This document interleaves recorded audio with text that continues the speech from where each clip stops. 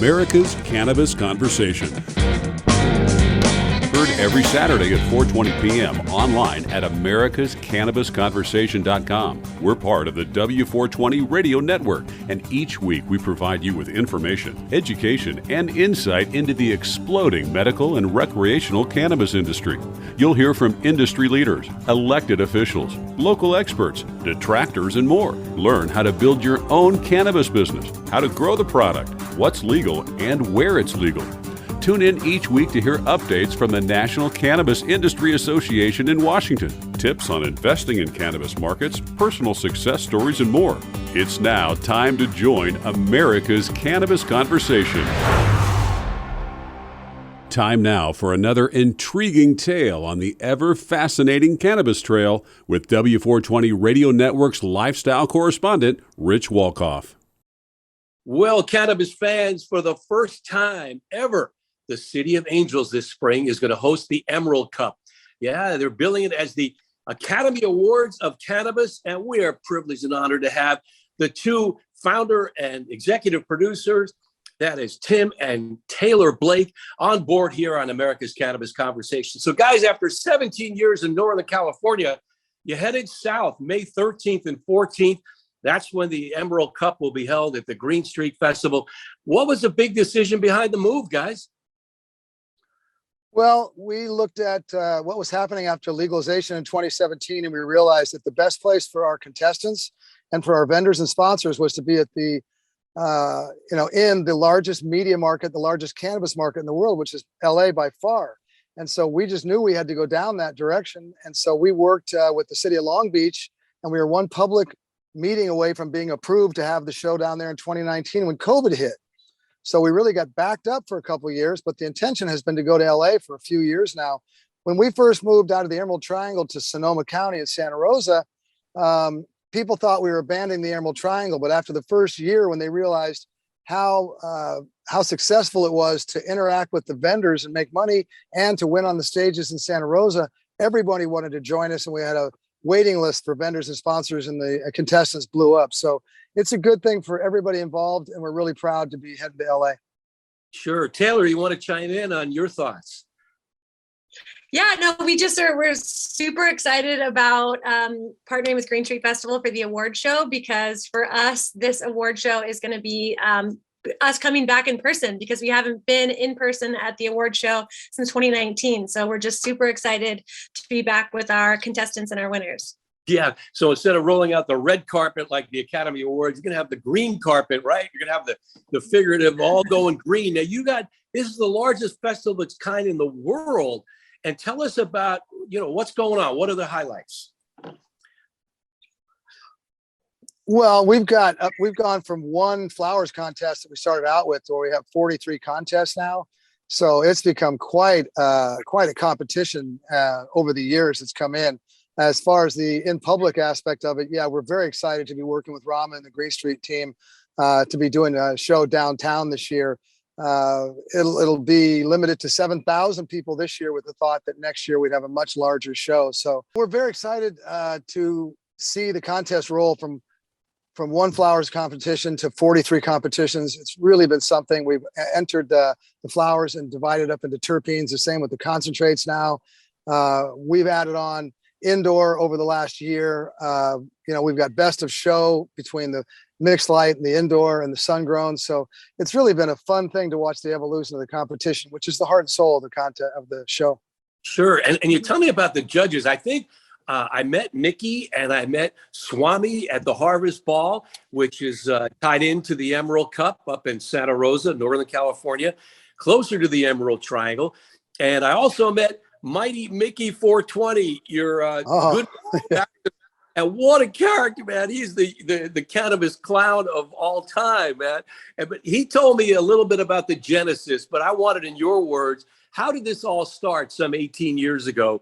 The idea that you'd have a competition, obviously was friendly at the time, and now it may be a little more competitive, but the idea of competing to who can come up with the best, prettiest, sweetest, tastiest buds.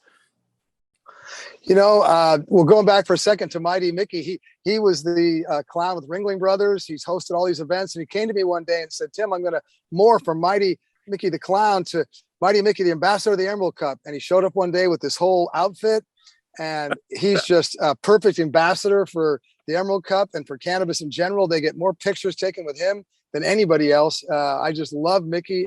He's something else. He's 80 years old and he's still showing people how to rock it.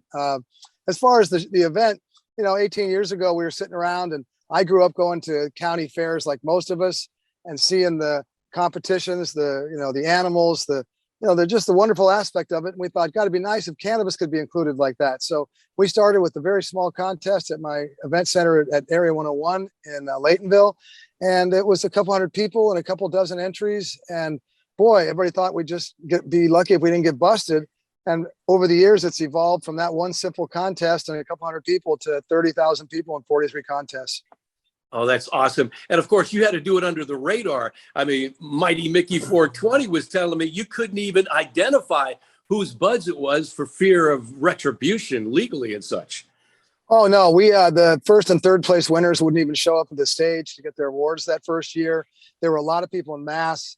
I mean, High Times didn't come in for another 7 or 8 years into this country. It was still very illegal at that time. And most people were really banking on us getting busted. So we were very thankful that we just pulled it off and we were able to move forward.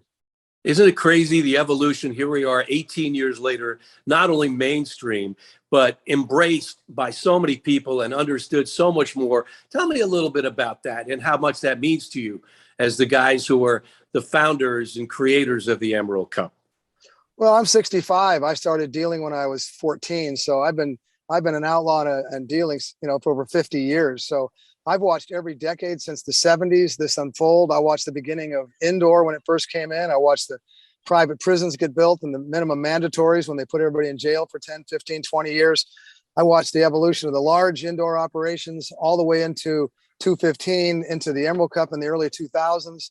I've watched every bit of it, and it is so satisfying to be able to see the evolution of it and to see how much it's been embraced and how much it's being accepted into society all over this country and all over the world. It's taking its rightful place as the largest agricultural crop in the world very quickly. Yeah, that's awesome to hear. And your keynote speaker, Gary Vaynerchuk, I mean, he is entrepreneur extraordinaire. Tell me a little bit about what he's going to be saying and why you chose him as your keynote speaker. Well, he's partners with Rama in the Green Street Festival. They've been partnering in the whole building down there. He's been a friend of the whole team down there for quite some time, and we're honored to be working with Gary. He's an inspirational speaker. He's a very successful business person. You learn more about him, and it's just he's a phenomenon all unto himself with his passionate, inspirational, positive message and vibe. So he's a natural to be the keynote speaker at the Green Street Festival. He's a natural to be partners with, and we're very privileged and honored to have him as part of our team. Cool. Taylor, could you talk a little bit about how the handcrafted and boutique grow and growers and cultivators and such, the challenges they face now with corporatization and, agribusiness coming in and swooping up small grows and kind of changing the whole matrix of things? Yeah, I mean, it's interesting because, coming as an event that's out of Northern California and being cultivators in our history ourselves, it's like I think that there's this plight of the small farmer that we really recognize and want to support at every aspect of the Emerald Cup show, because as you think about it from just even a quality perspective, I mean, the tomatoes that you grow in your own garden or that you get at the farmer's market are leaps and bounds better than the tomatoes that you buy at like Safeway. No offense, but it's just that there's a quality perspective there that I think really resonates with people. And I think that the legacy element of cannabis farmers in Northern California is something that's so sacred. They're the shoulders on which the whole industry is standing on to be in the legal market. And so we need to make sure and preserve the fact that the small farmers still have a seat at the table. And so one of the things that we're doing this year, we had a small farm initiative that we did at the Harvest Ball. So what we did was there was an application process for farmers with a under 10,000 square foot cultivation space, and we allowed them to apply for a free booth space at the Harvest Ball. And it was such a success. It was like everybody's favorite area of the Emerald Cup event because it just had so much heart and soul in it. And so it was really important for us to carry over that excitement and that, like, you know, just special connection into the contest. So we are also offering 10 of those applicants a free entry into this year's competition, as well as you know, just encouraging everyone to use their purchasing power to support small farms. Absolutely. I mean, you got to remember the legacy growers and those who do it, you know, literally by hand, the handcrafted boutique growers. It's awesome. This is America's Cannabis Conversation. Rich Walkoff with Tim and Taylor Blake, who are the executive producer and founder of the Emerald Cup. Now, you talked about the Harvest Ball in Santa Rosa. In the last couple of years I was there, well, I guess this past December, what I saw, the biggest crowds for the seed, the people selling the seeds, it was crazy. You got to tell me why there's such an attraction and what the major appeal is over clones. Because, you know, if you get into the real nitty gritty of get into the weed of the weeds and the horticultural nature of it, you could tell us why it's so critical to go from seed to grow from seed. Mm-hmm. Well, you have a lot stronger plant when you're growing from seed, so you can get control over that. You don't have the issues as much as with the clones with a weaker root system, so you don't have the pests and some of the challenges with that. And you know, there's just people that are doing some incredible genetics, and so people want to really follow those genetics and really get that. And the genetic companies have always done very good at our shows. People line up, they get VIP tickets just to get in early to deal with the latest genetics. And they come to the Harvest Ball to get those genetics and to get the latest flowers and to meet with everybody. And it's really just the market that's just so fun for people to come into. Yeah, I couldn't believe just a handful of seeds can cost a considerable amount of money. But of course, those handful of seeds can go a long way to creating a beautiful crop. Yeah, well, yes. when Aficionado first won back in I think 2016. I'm not sure what exactly what year it was. It was 2012. Boy, I'm dating myself, Taylor. Look at that. Gosh. So 2012, when Leo and Aficionado won, well, it went from like $5 to $10 a seed to where they were getting $50 a seed, and they had them in really beautiful packaging, little boxes and whatnot. And I got one of the old boxes, and they're a little dated now. They don't look nearly as good as what we have now, but back then it was revolutionary. So they were selling them by the box load, and it really made people realize where the genetics were going to go and how it was going to evolve. And you know, over the years, Mean Gene with Jackson and all the genetic people have just done very well at our show. That's awesome, and that's so incredible. You got to tell me, who are the judges? How does this go down? I mean, you guys sit in a corner and sample with no labels, so you get kind of like a blind taste test, or how does it unfold? Well, I can just jump in and say it's very interesting because everyone's always like wants to be a judge, and they've always asked us. And so we actually we decided to start taking applications to become a judge. So anybody can apply and become a judge. And we have many stories each year, the past 3 years, of people that have just applied that we've never met, that we've allowed to become a judge on just doing a little bit of research and making sure that they can hang in the judging process, because it's something that is so funny because people are like, oh my gosh, that must be super fun to be a judge. And in so many ways it is, but you have to have a very strong tolerance in whatever category it is that you are judging, because it is definitely like an expert level of a palate that you must sort of have. Because I mean, especially for our flower judges, I mean, they're getting anywhere from 300 to 500 to, you know, in the past it used to be up to 700, 800 entries that they have to go through and sample and try. And so to not only try them, but also give great feedback and point scores on every single entry takes a level of connoisseur that we are very, very honored to have on our judging panel this year. We have over almost 100 judges from all over the state, from all the way up in Humboldt to San Diego to Nevada City, to a lot of representation in the Emerald Triangle. So we definitely are super excited about our judges. Yeah, you better know what you're doing. It's not like the wine case, you can spit it out and try again, and you just put it on your You've got to ingest it in some way, shape, or form, and you better have some tolerance and better know what you're doing. Do we have any celebrity judges per se?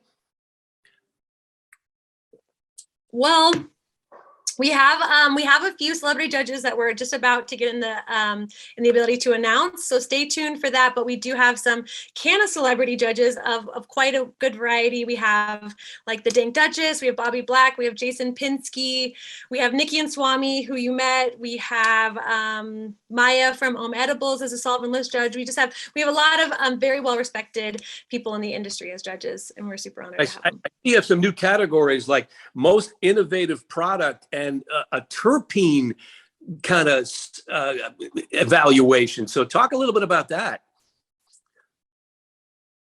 Do you want to go in for that, Tim? Or do you want me to take it? Go ahead. Well, innovative product is definitely one of our most fun categories to judge, because in the realm of innovation, that's why we split it up into two different categories this year. One's consumable and one is not, because there's so much innovation always happening in cannabis. And it's really exciting to see. And so we started that category 3 years ago to do most innovative product. It can be either consumable or not. So we have the two separate categories. And last year we actually had this seed puck win. So it was like cannabis seeds in like a little puck that all you have to do is like put it into water, and it has like all the nutrients and like little growing medium in it, into which it will just sprout just based out of the little puck. So it's kind of like a one-stop shop for seed sprouting, which is why it won, because we had never seen anything like that before. And for the terpene categorization, it's actually really cool and very cutting edge in the way of terpene science. We are doing a terpene test for all flower, solventless, and hydrocarbon entries that we receive. And that terpene test will then delineate which of us 7 terpene categories that those entries would then align with. And then that's how the judges will receive their product. They'll be sorted by its terpene structure. So it will be like in sort of similarness of strains, it'll be like gases going against gases, fruit strains going against fruit strains, instead of getting into the paradigm of sativa versus indica, which is outdated at this point.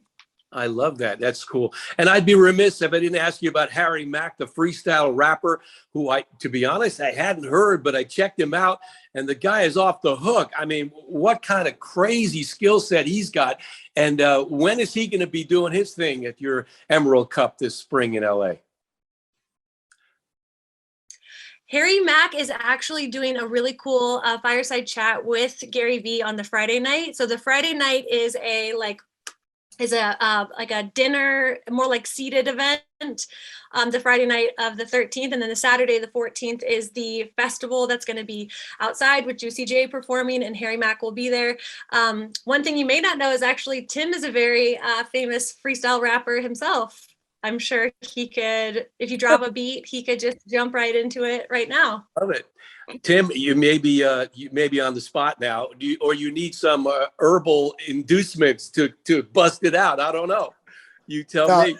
No, she's making fun of me. I'm more of a dancer than a freestyler. I actually had a rap label at one time called Lethal Beat Records back in the 80s. So my claim on that one was with Bootsy Collins back in the day. So I go back quite a bit in the production world with that. But yeah, we're going to have quite a few fun things to do. We are going to have some celebrity judges that we are going to be announcing. Be Real from Cypress Hill judged for us last year, and I think he's going to be back. And we've got a couple other very special announcements as to who's going to join us. So that's going to be fun. Hey, I can't wait. It's going to be awesome. Tell us how we can get tickets, learn more. Emerald Cup, May 13, 14 in Los Angeles. Yeah, so tickets are available on greenstreetfestival.com, and you can also find out more information about how to enter our competition on our website, which is theemeraldcup.com. And also you can follow us on all of our social channels, Facebook, Instagram, Twitter, Awesome. And get more information. Well, fabulous. Congratulations. You guys are still rocking it. 18th year, going to LA, May it be a great rookie season for you down there. Awesome stuff. Tim and Taylor Blake, founder and executive producer of the Emerald Cup. You guys have a blast. Appreciate you coming on our show. It's a pleasure. Well, anytime. You're more than welcome to be our guest at any show we come to. That's great. The America's Cannabis Conversation. I'm Rich Walkoff on the W420 Radio Network. Stick around. You're listening to America's Cannabis Conversation on W420RadioNetwork.com.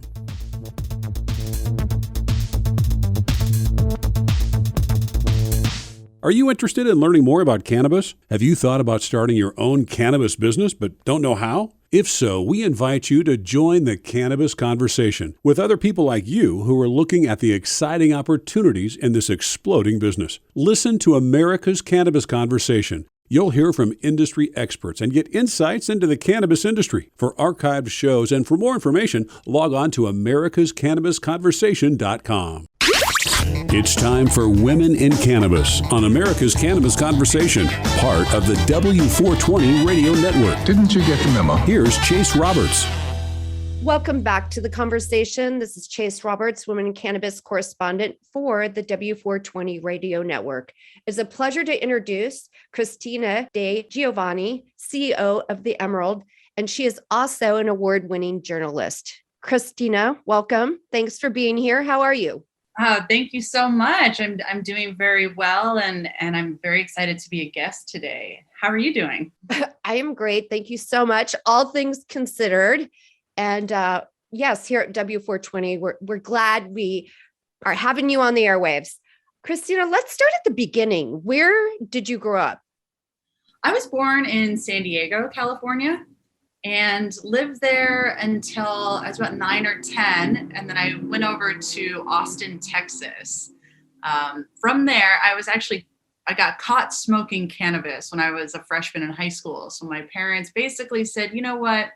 I think boarding school might be a good option. Wow. Okay. Yeah. I'll never forget the first time my mom caught me smoking cannabis. I had a neighbor boy over who I was smoking with, and he hid under my bed the whole time while she cried and she yelled and she screamed, and poor guy.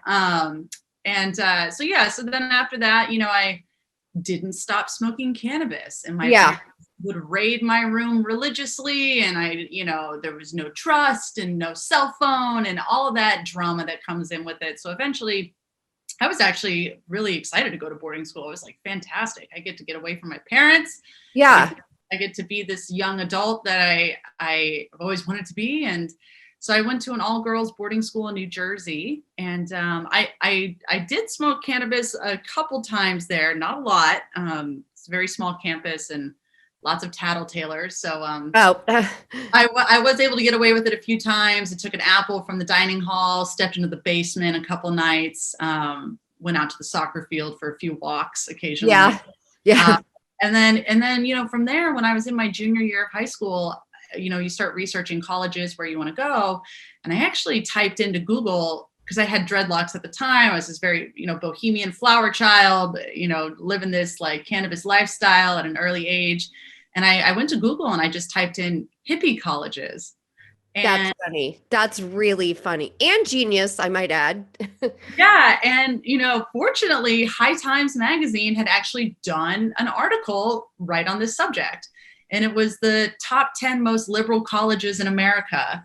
And Humboldt State was number 1. Yeah. You received a bachelor's of arts in journalism and education from Humboldt State.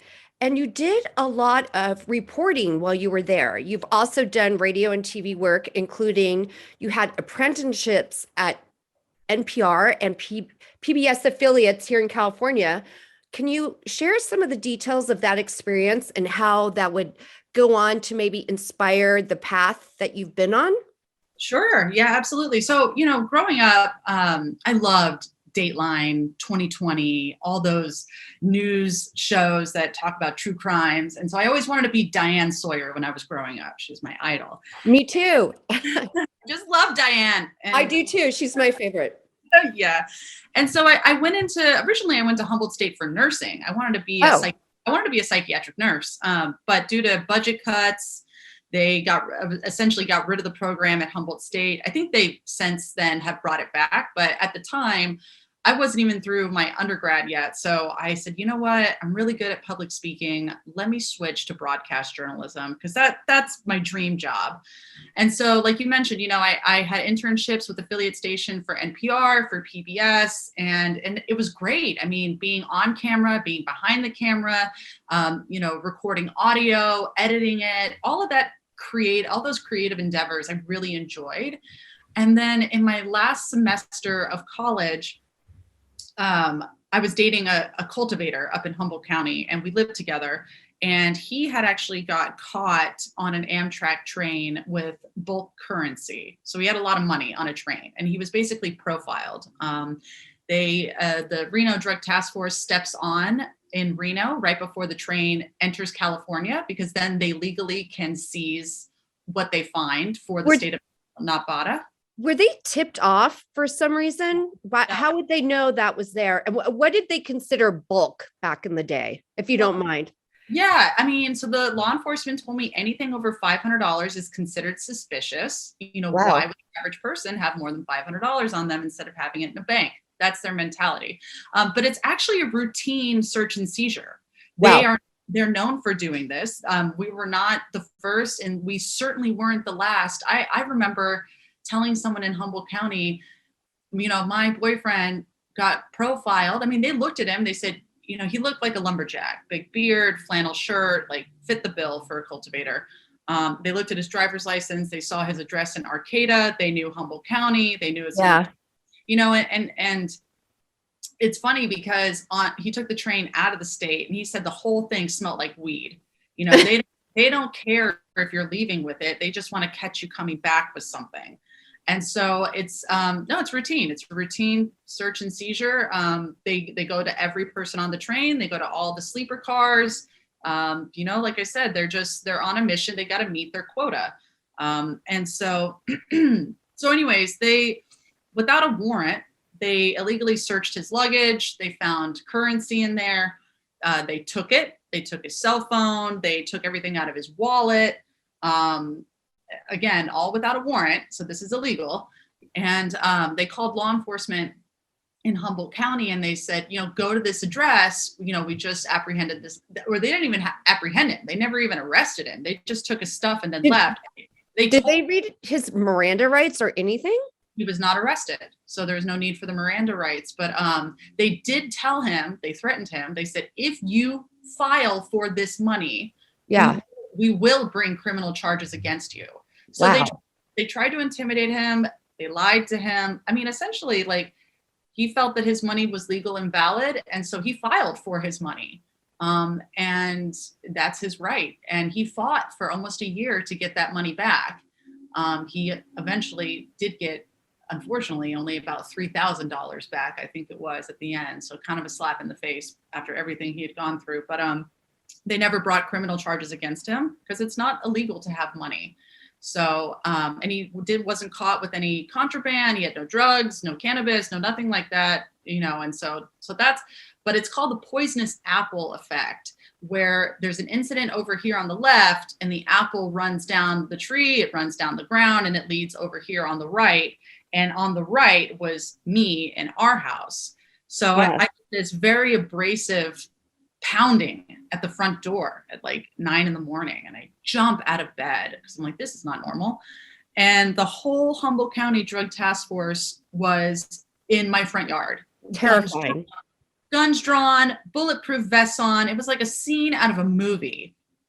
So I was like, what are you doing here? How can I help you?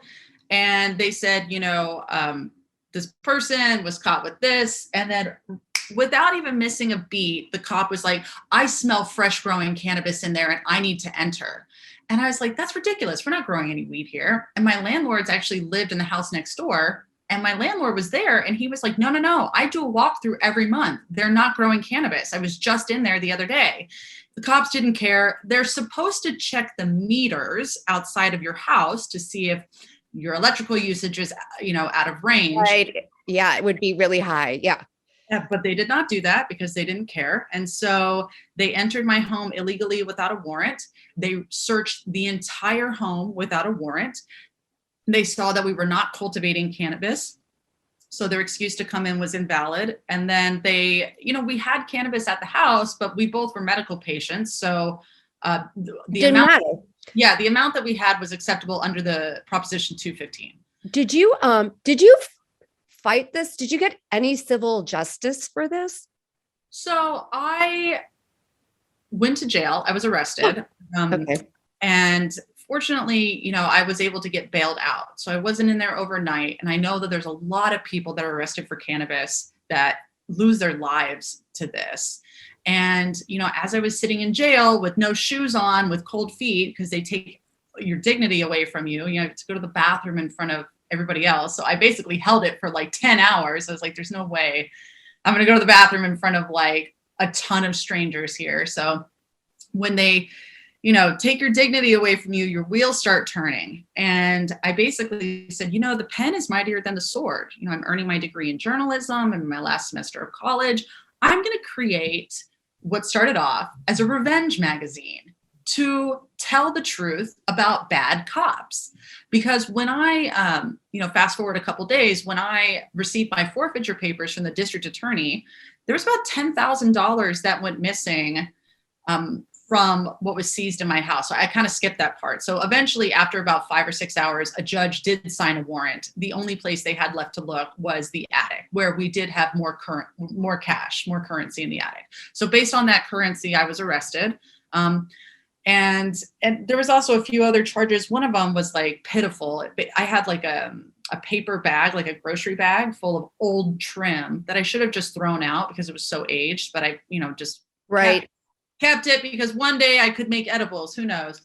And I had it in a spare bedroom, and they considered that harboring a room for drug manufacturing. So that was also another charge that they tried to slap me with. So long story short, went to jail, was bailed out, created this idea while I was sitting there to, create a publication.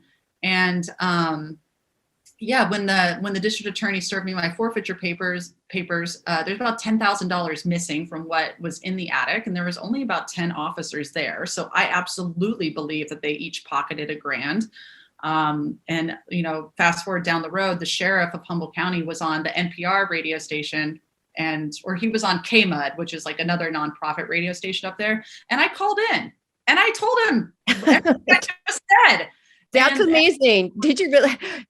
Okay, yeah. Christina, that takes some real bravery. So you called in and you put him on the spot. And what was his response?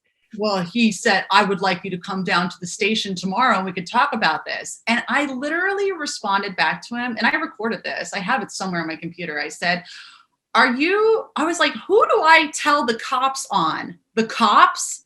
Like, who is supposed to be people when law enforcement commits a crime? Where do I go? Where does the people go to get law enforcement in trouble? How do we hold them accountable for their criminal activity? Valid question. And he couldn't answer that. And the radio host was like, well, if there's any police corruption, I'm sure the sheriff would like to know about it. And I said, who do I tell the cops on? The cops? Like, this is ridiculous. Right. So I never went in. I mean, I made my point on that call, but, that really, all of that, I channeled all of that anger, that resentment, that rage that had accumulated from being apprehended. And I said, you know what? The pen is mightier than the sword. Let's just start a media outlet. So we have the microphone, because unfortunately, all the news outlets in Humboldt County, I was always raised to believe innocent until proven guilty. But apparently, even for my own kind, my own journalists, my own, fellow, people, I guess, they put your mugshot out there. They make you look guilty before you've had a chance to prove your innocence. And so many people, this happens to so many people. And, later I am going to ask you about one of the projects you guys work on that really addresses this. But this whole experience of the arrest, going to jail, what happened to your friend, was really the impetus for you to start Emerald, as you said. And it started as Northern California magazine, but really over the last 10 years has morphed into such a great, amazing media outlet. Can you, for our listeners who don't know, which I would find shocking, can you tell a little more about your outlet and what it provides now? Absolutely. I mean, so we're a cannabis news and culture magazine. So we do have a print magazine, but we're also very active online. You know, we do articles every day. We do podcasts. We do we send a newsletter out 3 times a week. And we're all about, we've got 4 main pillars of the company: culture, sustainability, social equity, and normalization.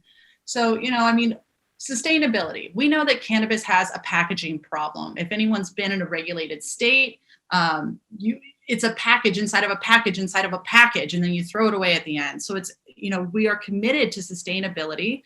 We're committed to social equity and culture. We know that there's over 40,000 people still in prison for cannabis related arrests, and that's not right. I mean, it's just not right that these people are profiting out here while others are sitting in jail rotting away. It's a huge injustice. It makes no sense. I know the Last Prisoner Project is one of the groups, you know, Emerald Media supports. And yeah, as you mentioned, there's over 40,000 cannabis prisoners today, in just the US alone, that are in prison worldwide, convicted of activity that's no longer a crime. Right. It's shameful. And it's our job as the media to shine light on that. You know, the power of the pen, the power of our words, the power of social media, it can change lives. Even the power of the iPhone has made documentaries that have, you know, helped exonerate people or, you know, bring justice to a situation. I mean, the way in which our world works now, the way in which media works now is really incredible, because we're able to make change with just the click of a button, essentially.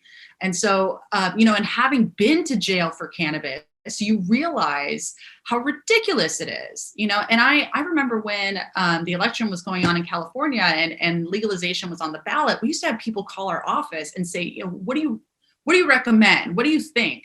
And of course, I never would tell anyone how to vote. That's incredibly personal, and I don't want to know how you're voting. But I would say to them, have you ever been arrested for weed? And some of them would be like, yes, and some would be like, no. And for the ones that said yes, I'd say, didn't you think that was ridiculous? Well, you know, yes. And all those records need to be expunged. Right.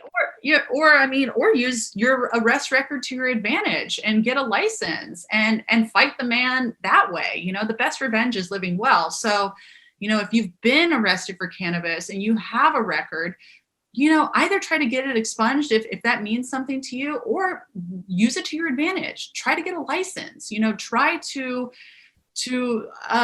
you know, just take advantage of a terrible situation. And so, you know, I mean, the Emerald is the brainchild of a terrible situation. The Emerald was my therapy in getting over my arrest, because I absolutely had PTSD following that arrest. You know, I was apprehended by 10 armed cops, you know, when I was just a 21 or a 22-year-old in college, like, you know, planning to go to class that day. That absolutely sounds traumatic.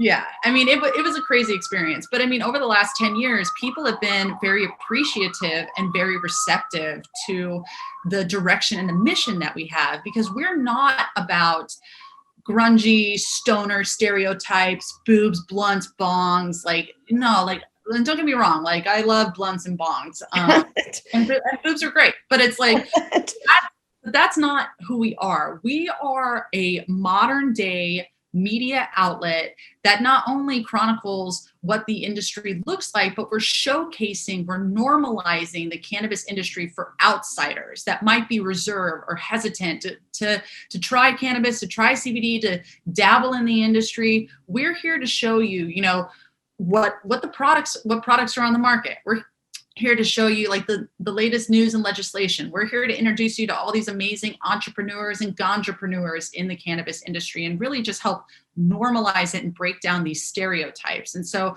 I believe, because of our mission over the last 10 years, that's why Emerald has been successful. That's why we've stayed afloat, is because we really do bring a fresh perspective on what the cannabis industry is today. Absolutely. off the top of your head, are there any stories you can think of over the last 10 years that Emerald has covered that have either resonated with you or had a really huge impact to you personally? You guys have covered so many great things, big stories. Yeah, I mean, this one isn't necessarily a story, more of a list. So we launched something in 2020 called the Conscious Consumption Series. And it's all about highlighting these minority founded businesses in the cannabis industry to give back support for people, again, that have been marginalized or have been victims of the war on drugs. So we launched in 2020 the first list, which was 100 plus Black founded cannabis businesses to support right now.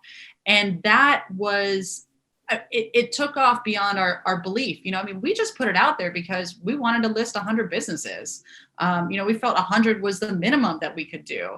And it went viral on social media. And I don't know the latest count on those businesses, but we're adding businesses every single day to that list. Good.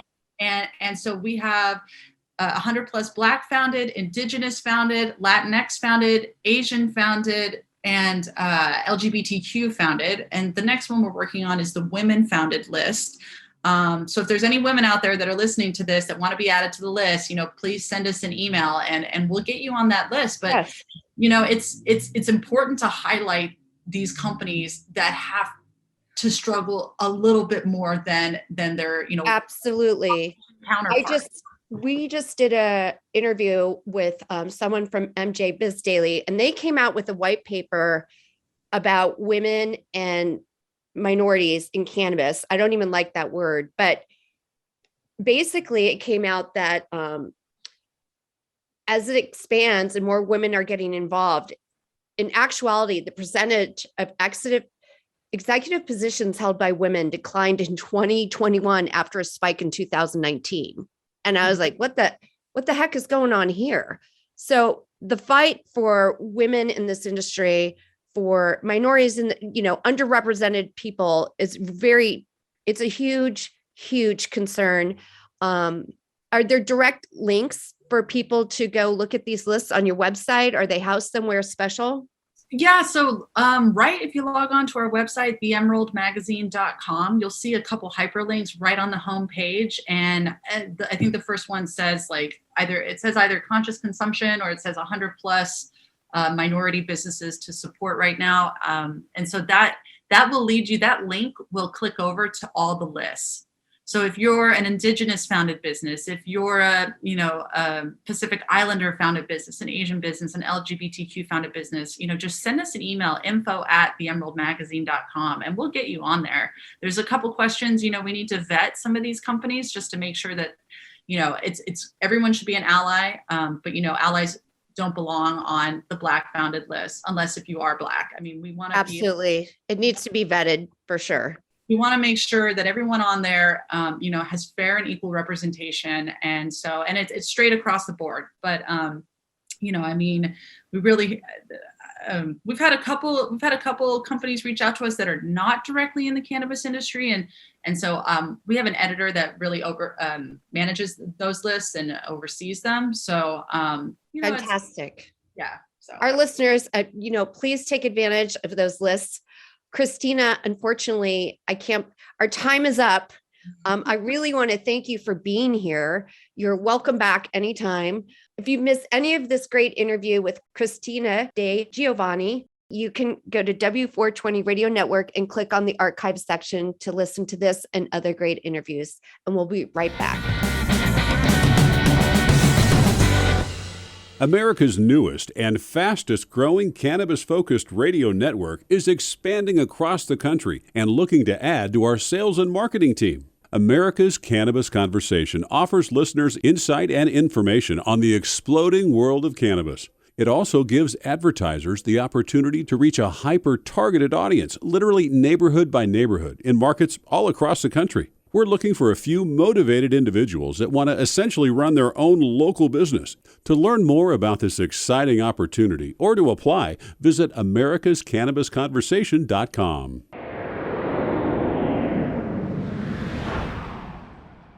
Well, today we've got a fascinating and uplifting tale of a young man who had a transformative experience in his life at the age of 18 after a troubled early years in childhood, joined the Army, went to Iraq, gonna fight for the US of A, and unfortunately had a very tragic near, almost killed in Iraq. But that itself really changed the course of your life. So welcome in Cody Walker, a longtime cultivator, dispensary owner, and he's got experience running high-end extraction labs in the Bay Area of San Francisco. And Cody, before we get into the cannabis world, tell me about the absolutely gut-wrenching experience that you had as an 18-year-old near Baghdad a number of years ago. That was, it was a terrible experience, but it really changed the course of your life. Yeah. So back in 2004, I was shipped off to Iraq as a young 18-year-old soldier, just fresh off boot camp. Actually, about a month and a half after boot camp, I was shipped out to Iraq. One morning, I was actually on top of a turret, and we were headed out on a mission, and somebody blew up what they call a VBIED. It's a vehicle-borne improvised explosive device. So basically, they turned their truck into a big bomb. I took some shrapnel. It's severed my nose off my face completely, sort of cut my lips from here to here and filleted them off my face. I got shot in the cheek and out my mouth, and then I got shot once in my shoulder, sort of all in the same instance. Yeah. That is amazing. You survived the bombing, and then the friendly fire from the patrol officer. Just expound upon that a little bit, because this is something I've never heard. You should have been dead a long time ago, brother, but here you are in front of a beautiful plant that was also instrumental in helping you recover from the PTSD.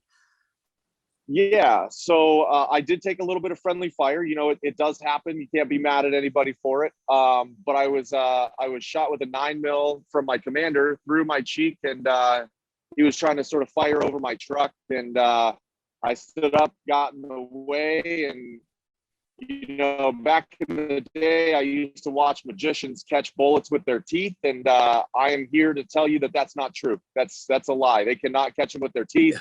I got mine shot out trying to do it. So yeah, it was a very interesting day. Real early in the morning, we were so close to my forward operating base that the turret guys on the post was actually, they were engaged in the firefight also. So realistically, if I would have been, 10 miles out of the base, I don't know if I'd be here today. There's not a lot of people that get shot in their face and get to talk about it later on and get to do what we get to do here. And, it was very, very instrumental in sort of the way that I've been raised and the way that I live my life now. It's, a very disciplined life at this point, and we're really, really proud of what we've been able to accomplish. Well, tell me, you're medevaced out, you come home, the government gives you some money, and what do you do with it, and how did it change the course of your life in a favorable way as you dealt with the physical, emotional, and psychological scars from that horrible day? Yeah, so as an 18-year-old boy, I was what they call a Cav Scout. I did reconnaissance for the infantry, for the cavalry, for tank battalion, stuff like that. If they wanted to know what was on the other side of that hill, I went and told them. Now in civilian life, there's not a lot that I can do with that. So I didn't leave the military with a grand job that I could go and be, in telecommunications or something like that. I was a recon scout. There's not a lot of people that need, that service outside of the military. So I was very fortunate. I got a large lump of sum of money after I got out of the military due to a government program that I sort of tried out for. And I was broke. I didn't have a penny to my name. I was actually in McDonald's one morning. And this program, basically, you fill out paperwork. They send you cash, or they send you, money into your bank account couple of months later, you never know if it's going to come or when it's going to come. So I was sitting in McDonald's and I was looking at the dollar menu, and my wife calls me up and she says, "Honey, we have $50,000 in the bank account." I was like, "Okay, I'll take a number 6 instead of a dollar menu item." I was able to reach for the stars in that one. And, so right then and there, I turned around, talked to my wife, said, "Listen, cannabis has been a huge part of my life ever since I was a kid." I'm sort of a second generation guy, thanks to my dad. He grew up and taught us this great plant, and to have the respect for the plant that we do. And so I said, "Hun, let's open up a grow. Let's do this. Let's go buy some lights. Let's go rent some space."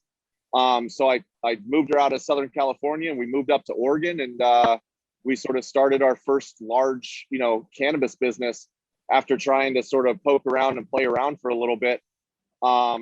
So we started our grow operation on the government's dime, thank goodness. And here we are today. Yeah, kind of ironic that other veterans who go to the VA with PTSD or trauma in any way, shape, or form are not able to receive cannabis as a medical treatment for their mental, psychological, and other injuries and the like.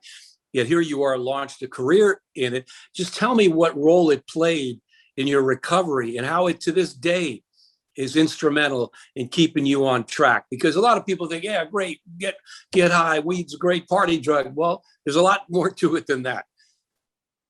Yeah, absolutely. And especially with the new legalization, it's really referred to a lot of the time as recreational cannabis. And I try to sort of steer people away from that because it's adult use cannabis at this point. Yes, we can have fun with it. I do enjoy getting high myself, but I use it as a medicine, and I use it as a tool in my tool belt to really get over the anxiety, to help me sleep. I utilize CBD a lot to sort of keep my body in line. I really push for the anti-anxiety properties, especially with veterans. We deal with a lot of PTSD, sleep issues, and just general mental health issues. It's a very, very rough life, especially for somebody who's seen combat. So, we really push it onto our veterans. And there's a couple of different programs that we work through to try to get veterans safe access to cannabis. Because you're right, the government won't allow us to do it yet. And as sad as it is, and as much research as there is behind it, I really wish we could push it a little bit further. But right now, we're doing what we can, and I really enjoy watching the progression of how cannabis changes the lives of veterans, in particular, and it's primarily along the depression side. Also, it's PTSD is a tough one to battle because there's so many different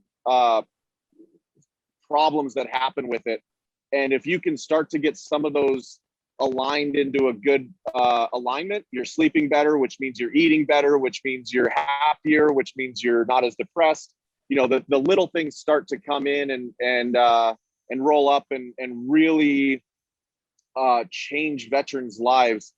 And so I work with personal friends. We work, like I said, with a couple of different companies to try to get some safe access for medicine, because at this point it is medicine. Absolutely. And you're giving back, and that's awesome. And speaking of back, right back behind you is a beautiful garden, and you got to tell us where you're at and what it's all about. Yeah, so we've got 2 indoor cultivation sites here. Both rooms are about 110 lights, and we've got about 420 plants in each room. We cycle through them every 8.5 to 9 weeks, and we grow about 300 to 350 pounds per room. This is utilized in both, our brands, our personal brands, and then we also help some brands, further themselves also. So we've got Low Key, we've got DOSHA, and we've got Bayride as our 3 brands. And shameless plug here, but I got to be honest, it's some of the finer medication that I've been able to produce. There's 100,000 different CBD companies. And what I always suggest is go to your friends and your family and see who's using it, see why they're using it, and do some self-research about the companies that you're getting yourself into. Because not all companies are created equal. And, you know, some of the big corporation companies, they're, you know, just as they're just as bad as some of the little companies, you know. Yeah. And so really trying to do some self research now, trying to find a company is difficult because it's an unregulated market. There's not a what do you call it, like a process to go through in order to become a CBD company. You can do it in your backyard if you really wanted to. So I would suggest, you know, looking into the company more than looking into the product. Most companies use what we call CBD isolate, which is a 99.99% isolated form of this CBD molecule. And so the molecule is not going to change. It's like using bleach. Bleach is bleach, right? So CBD is normally CBD, but getting the right company that utilizes it with the right terpenes and the right additives is really where you want to go. So I always trust my friends and my family that have tried it before. And then there's always just calling and asking questions, doing, you know, it's a lot of self-research right now if you really want to start getting into CBD, which is sad, but there is a lot of education about it out and about right now.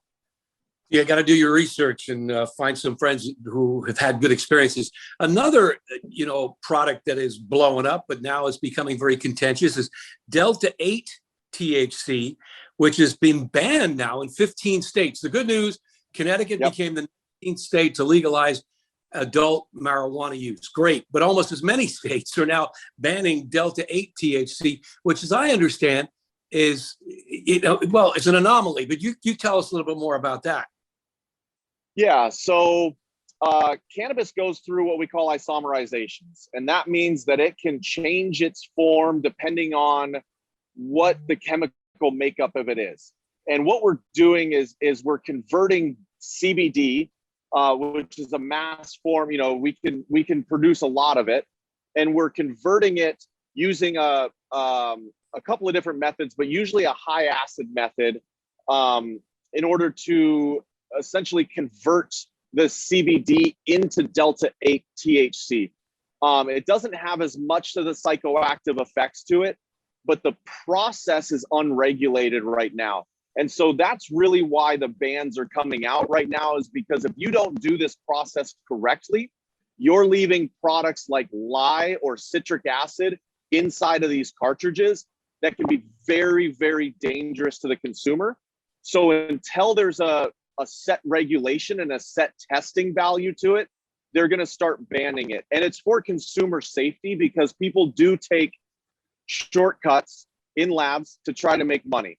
And as sad as it is, it hurts people. And this big craze, because it doesn't go psychoactive, it can be sold in 7-Elevens and stuff like that right along next to your CBD does. But the process is much more dangerous and rigorous than just doing it in your backyard. You really need to have a chemist on site, somebody who understands isomerization, somebody who understands the science behind it before you start getting into non-tested Delta 8.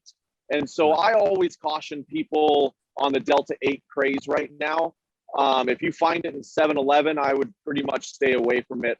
I personally, unless I know the manufacturer personally, I can't trust anything that's on the market right now, because the testing regulations aren't there. Cannabis, it has to be tested multiple times before it gets onto the shelf, and it's being tested for everything. Now, Delta 8 and CBD doesn't have to be tested. It's an industry norm to get it tested, but it doesn't have to be. And people can lie about their tests. They can test one thing and then send something else out to the market. And so Delta 8, it's an absolute great compound for different ailments. It just needs to be derived properly in order to effectively help a patient. Yeah, so I guess you'd get it from a dispensary that is going through the rigorous screening process and testing process in whatever state you are. Would be the way to go. Hey, Cody, it was great catching up with you. Again, I want to just grab what's behind you and just run with it, baby. That's awesome.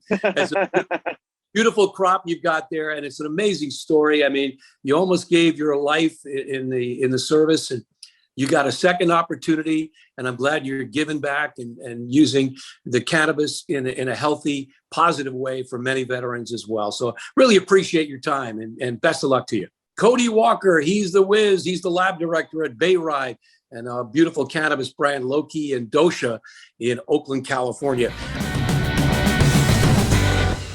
Thank you for taking part in America's Cannabis Conversation. To hear this show in its entirety or to hear any of our archive shows, log on to americascannabisconversation.com and tune in for the next installment of America's Cannabis Conversation.